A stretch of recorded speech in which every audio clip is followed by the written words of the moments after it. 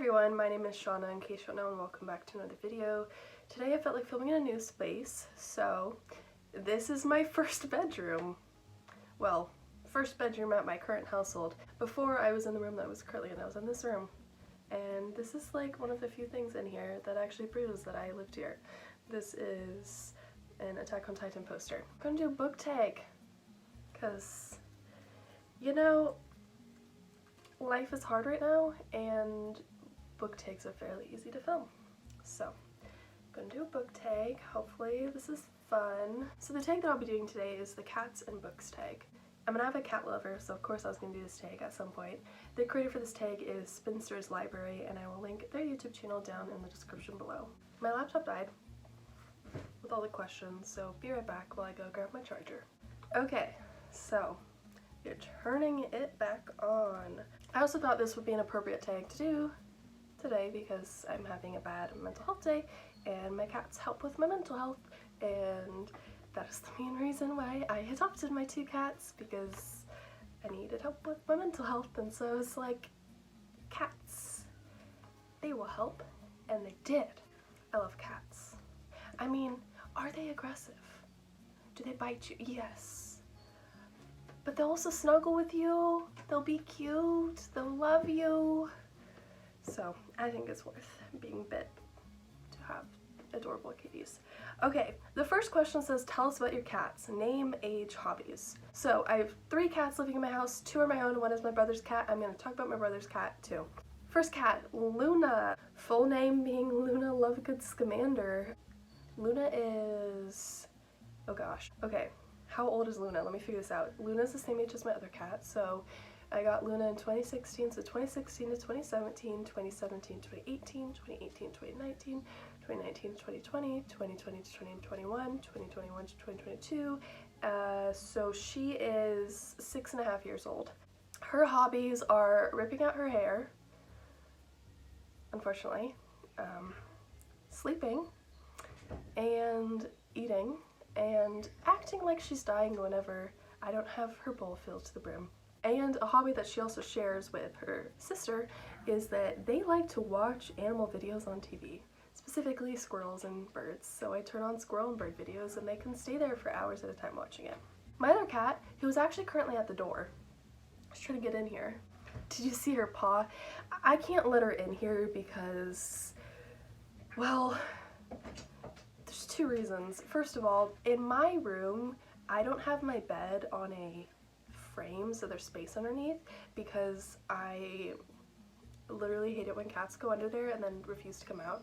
So this bed in this room has a frame on it lifting it up, so she could crawl under, and she has crawled under when she's ran in here in the past and gotten stuck under the bed until I crawl under there and get her out, so I don't want to do that. And also Hermione likes to pee on things. So Hermione is the same age as Luna. She's 6.5 years old. They're part of the same litter.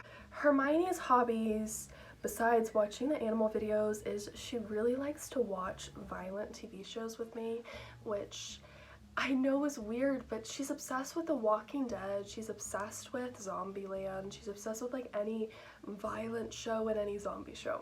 I've tried to get her to watch little kid shows. I have tried so hard. She will only watch violent shows and animal videos with me. Her other hobbies include stalking me. I can't go pee without her following me into the bathroom. And she also likes to run around when she gets the zoomies, which happens at least once every other day, and I love it when she gets the zoomies. If you're hearing crying, that is my dog downstairs. She's currently in her kennel because she trapped my cat in the corner and just was staring at her, and Hermione was hissing, and I was like, you know, you need some time out. The third cat in my house, which is my brother's cat, is named Rio. Rio is a few years old. I want to say he's like 2 or 3. He is a maniac. My brother found him in a bush, and he was abandoned by his mom, and he was abandoned at too young of an age, so he isn't quite normal. I do love him to death, but he isn't quite normal. His favorite hobbies are playing with tampons, attacking humans, and he has this cat tree that's really big, and he likes to like swing himself around the cat tree like a maniac. He is so adorable. I love him to death, but I wish he would not bite me because I'm not a play toy. Question number 2, recommend a book that features, includes, or mentions a cat. I actually have one near me that I can pull out because I have a few books in this room. The Castor Chronicles, which starts with Beautiful Creatures, is by Cami Garcia and Margaret Stoll, and there is a cat featured in this series named Lucille Ball, and Lucille Ball plays a role in this series, and she plays a role in the spin-off series, and she has a fun personality to her, and I really enjoyed every scene that Lucille was in. Beautiful Creatures is a fantasy young adult romance, and it's about this girl who is a caster, and on her 16th birthday, she is supposed to be chosen for good or for bad, like claimed by one of the sides. She's viewed as like this outsider in this town, but there's this boy named Ethan, and Ethan isn't a caster, but he feels this connection to her and they can hear each other's thoughts. So he starts to get invested in her even though she is the outcast of the town. It's a very fun story. I love this series. I love the authors. I've met Cami Garcia. See, look. I met her, and she's wonderful. So yes, Beautiful Creatures is the one that I am choosing for this prompt, although there are several that I could choose for this prompt because there are so many books that I like that have cats in them. Although I always need more, but I'm always hesitant to read books that I know have an animal in them because I'm like, are you gonna kill off the animal and make me really sad? You know, like Old Yeller, Harry Potter, tons of different ones of animals that are brutally killed and then I'm emotionally destroyed. So I like books with cats in them, but I have to be careful to make sure that I'm reading ones where the cats don't die. Question number 3, what's your favorite fictional cat? This can be from literature, TV, movies, games, etc. I really like Crookshanks, and I really think that Crookshanks is underrated, not in terms of like people going, oh, I love him, but underrated in terms of like people don't actually acknowledge how much like Crookshanks actually like helped out the crew in Prisoner of Azkaban. Crookshanks was like working with Sirius. He's very, very smart, and I just love Crookshanks. I feel like he is just such a interesting character, and I feel like he's smarter than a lot of people give him credit for. Question number 4, if your cat was the main character in a book, what sort of book would it be?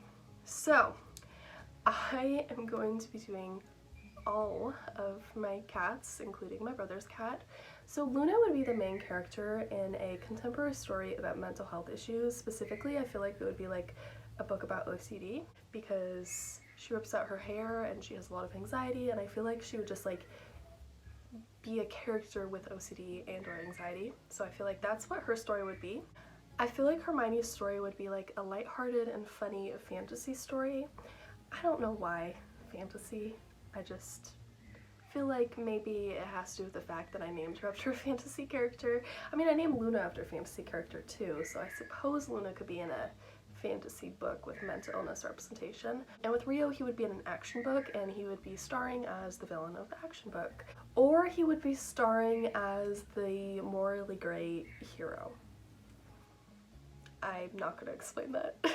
Question number 5, recommend a book that your cat would enjoy if they could read. My cats would enjoy Harry Potter because they're named after Harry Potter characters, and if they do not like Harry Potter, then that will be a serious problem. And my brother's cat, I feel like, would really enjoy like you know how there's tons of kids, like, I want to say National Geographic, but I feel like it's not National Geographic. Like, do you know what I'm talking about? The nonfiction books that have like the pictures with a little bit of text that kids would check out from the library and claim that they were checking out for reading, but honestly we're just looking at the pictures. Or am I the only one who did that? Anyways, I feel like he would just really like to look at just pictures of cats in books because I feel like he just loves other cats, but he doesn't know how to interact with them, and I feel like he just loves looking at pictures of cats all day long in books. Question number 6, which book or story would benefit from the inclusion of one or more cats? Which story would benefit from it? You know what? I'm gonna go with Heartstopper. I love that series so much, and I feel like it really is quite perfect. At least the first 3 volumes are. If there is a cat, I'm not remembering off the top of my head, but if I'm not remembering off the top of my head, it's probably because the cat isn't the main character, but like I feel like maybe Charlie could have a cat. Nick has a golden retriever. Charlie can have a fluffy, adorable cat, you know? Question number 7, have your cat pick your next read. To have my cat choose which book I was going to read next, I gave her an option of 2 books. Then she chose one by snipping it, and then I gave her another option of 2 books, and she chose one of them again. It was a little hard to get her head up and actually figure out what she was doing, you know?